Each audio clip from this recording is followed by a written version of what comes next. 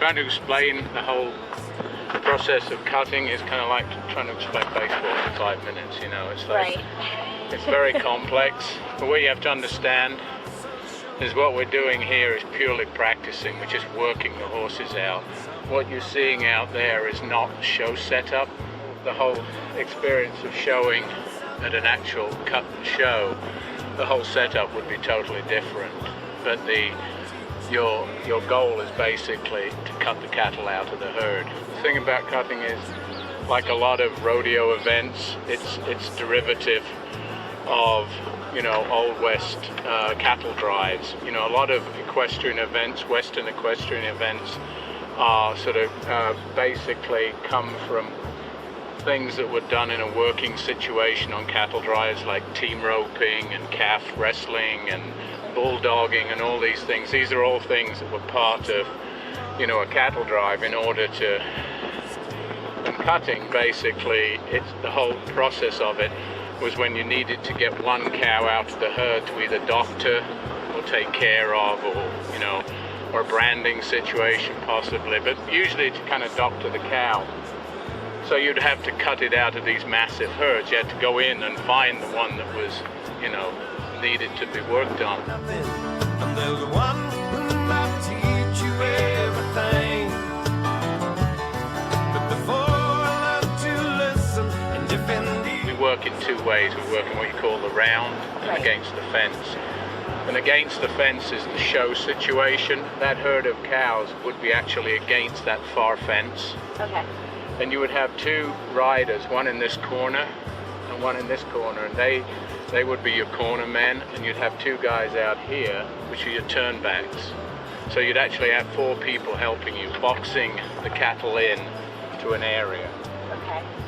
You have 2.5 minutes to go into the herd, and then your goal is to cut hopefully 3 cows in that 2.5 minutes. I mean, if you only cut 2, it's fine, but at the same time, in order to, you know, the judging is very complex.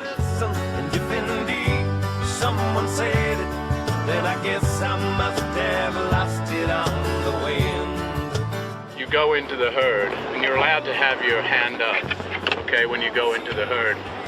And your goal is to, usually if you're really on the ball, you've already picked the cow out you want, because when they're settling the herd, the riders will watch that herd and look for cows that look like they will work well with a horse. And those are cows that, you know, basically have their head up, that are alert, that are looking at their horse, Okay. you know, that are kind of connecting with it. Yeah. Okay. If it's down, got its head down and it's just shuffling around, the odds are it's not going to work very well.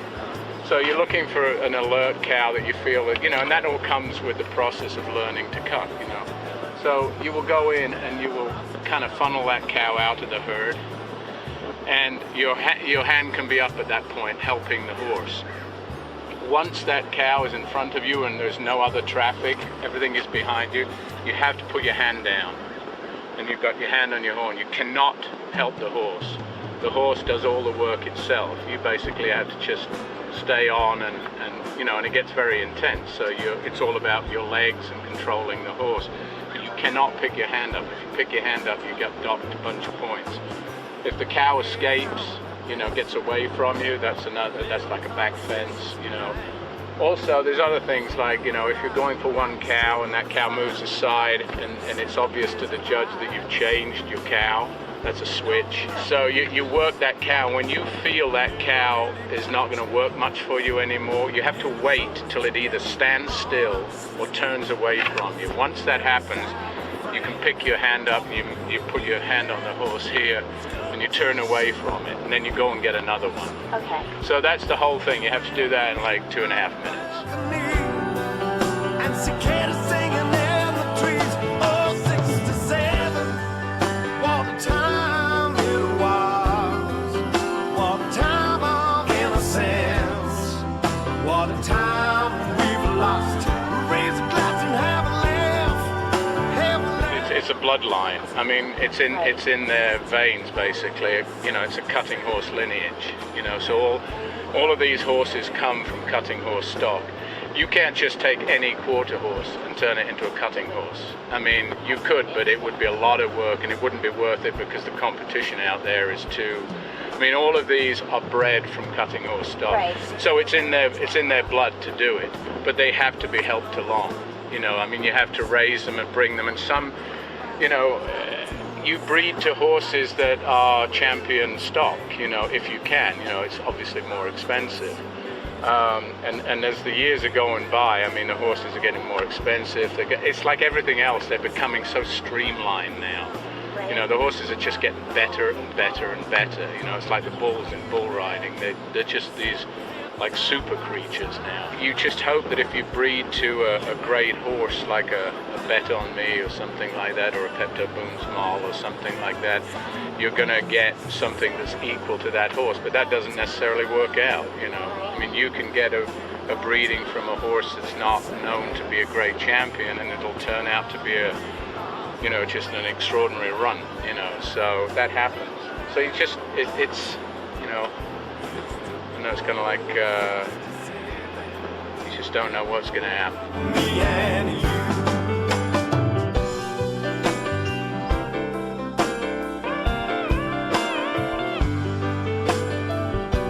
If you're going to get into horses and riding, and I mean, you know, I could have got into investing in thoroughbreds and gone, you know, steeplechasing and doing that, but that, you know, that's an ownership sport. I mean, you know, obviously I'm not going to be a jockey, you know, I'm too old, so, and that's a professional situation, you know, and I don't really care for thoroughbreds the way I care for quarter horses, you know. I mean, thoroughbreds are incredible athletes, but there's a coldness to thoroughbreds.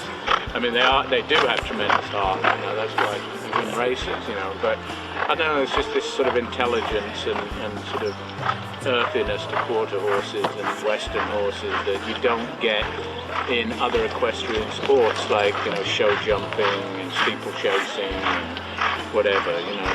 And obviously I have much more of an affinity to you know, the western genre. Ever since I was a kid, I always wanted to have horses and have a ranch. But I didn't want to play at it. I didn't want it to be, you know, quote unquote, you know, a dude ranch situation. I wanted it to be the real thing. Many years ago, I mean, I used to like collect books, you know, collect first editions, you know, before I had the ranch. And I had just these amazing collections, you know, I mean, extraordinary, you know, museum pieces that I collected over the years, all over the walls, you know. And one day I just looked at them and went, I can never really take them out. You can't read them.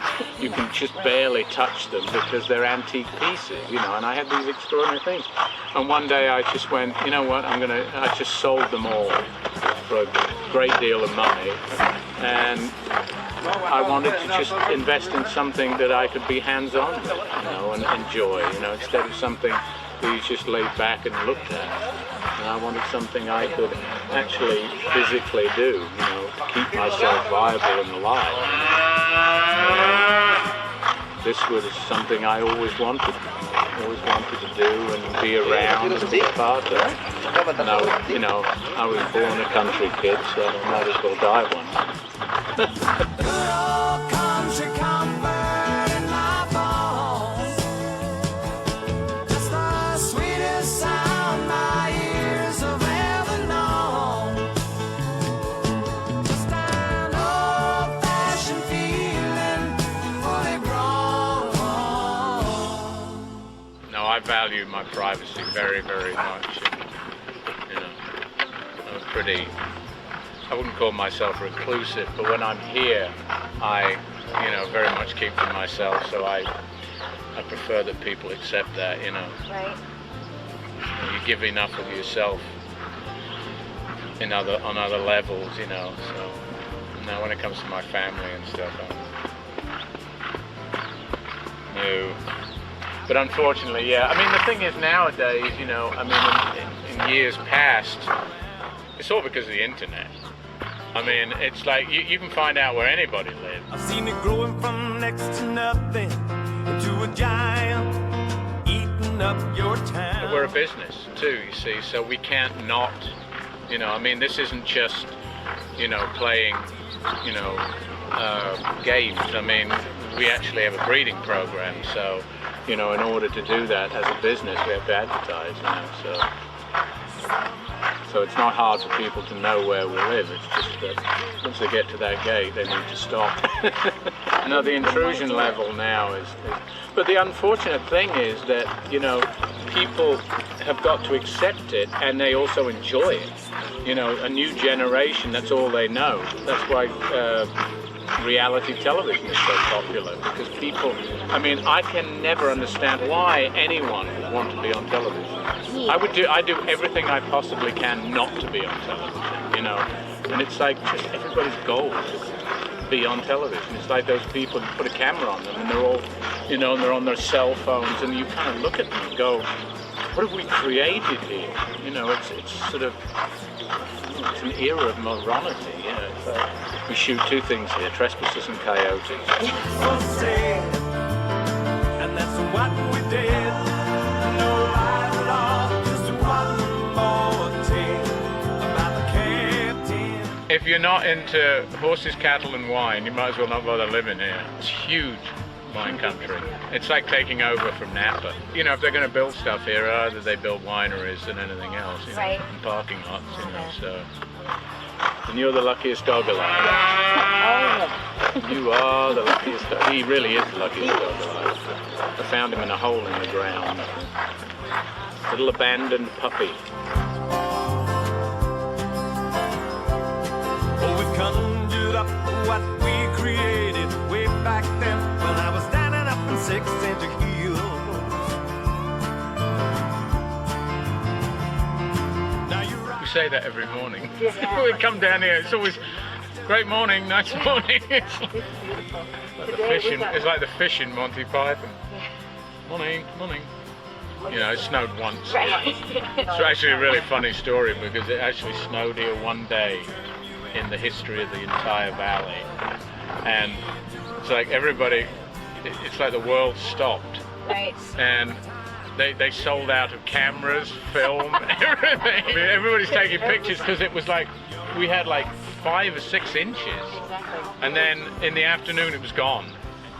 I was like taking pictures of the dogs in the snow, you know, because they'd never seen it, probably never will again. Hey, I see a rusty nail, a sign hanging from it, saying truth for sale, and that's what we did. No lies at all, just one more tale about the captain. And I can't, you know, I just can't imagine being anywhere else, you know. I mean, everybody dreams of finding their Shangri-La, you know, and I'm one of the few that I think really did, you know, because, as I say, I've been a lot of places in the world. I've, you know, been lucky to be able to travel and visit exotic locations, you know, and they're great for that sort of moment in the sun, but I don't know, I've never been any place that just turns me on like this place does, you know. Got everything I could possibly want here and more. I'm very happy with my lot in life.